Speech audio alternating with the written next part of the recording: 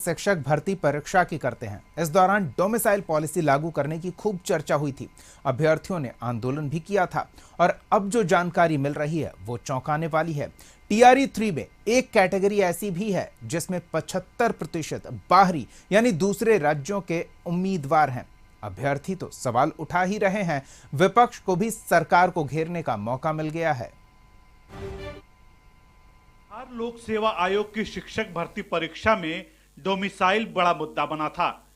बिहार के अभ्यर्थी डोमिसाइल लागू करने की मांग कर रहे थे ताकि नौकरी बिहार के युवाओं को मिले, लेकिन सरकार ने तमाम विरोध को दरकिनार कर दिया।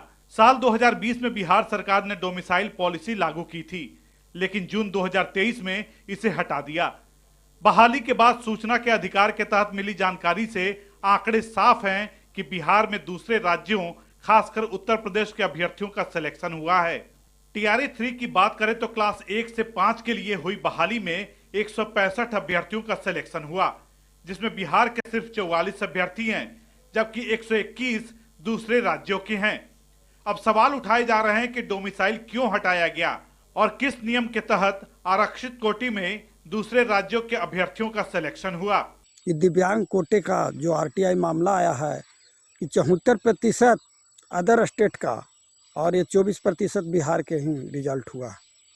तो हम ये बताना चाहते हैं सरकार से कि उस समय जब घोषणा हुआ था, नोटिफिकेशन आया था बीपीएससी, तो बोला गया था कि जो अदर राज्य के जो स्टूडेंट अच्छे नहीं लिया जाएगा। तो ये देख रहे हैं कि बिहार से ज़्यादा ही अदर स्टेट का रिजल्ट हुआ। ये जानकारी तब सामने आई जब वैशाली के उदय कुमार ने आरटीआई के तहत जानकारी मांगी। आयोग ने उदय कुमार को लिस्ट सौंपी है। उससे पता चलता है कि दिव्यांग कैटेगरी में बिहार के बाहर खासकर उत्तर प्रदेश के ज्यादातर अभ्यर्थी हैं।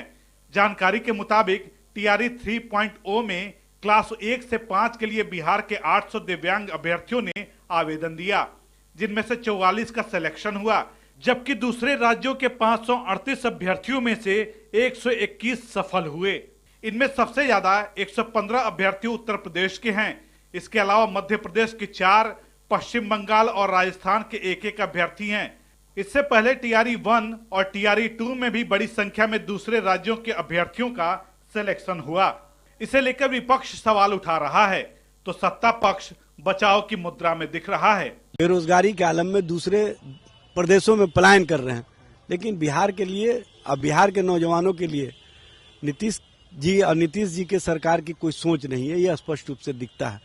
आपने अभी बताया बीपीएससी टीआरई 3 का मामला, इस तरह के मामले लगातार हो रहे हैं और सरकार आंख मूंद करके कहीं ना कहीं उस रिटायर पदाधिकारी और कहीं ना कहीं जो 2-4 लोग उनके इर्द गिर्द वाले हैं उनके हिसाब से सरकार चला रही है, जिसके कारण उनको जनता और जनता की बात पहुंच भी नहीं पाती है। मुख्यमंत्री जी कहीं ना कहीं टायर्ड हो चुके हैं और टायर्ड मुख्यमंत्री अब जनता और जनता के सवालों पर कहीं भी उस तरह से एक्ट नहीं कर पा रहे हैं जिस तरह से एक्ट करना चाहिए। देखिए, उसको अगर हुआ है और ऐसा नियम नहीं है तो सरकार उसको देखेगी। और वैसे इस देश में एक राज्य के दूसरे राज्य में नौकरी लोग लेते हैं, डोमिसाइल जहां लागू नहीं है, तो वैसे भी एक देश, एक कानून, एक विधान, एक संविधान के नियम को हम लोग पालन करने वाले लोग हैं। लेकिन अगर नियम के तहत नहीं है तो सरकार उस चीज को देखेगी और उसको दुरुस्त करने का प्रयास करेगी।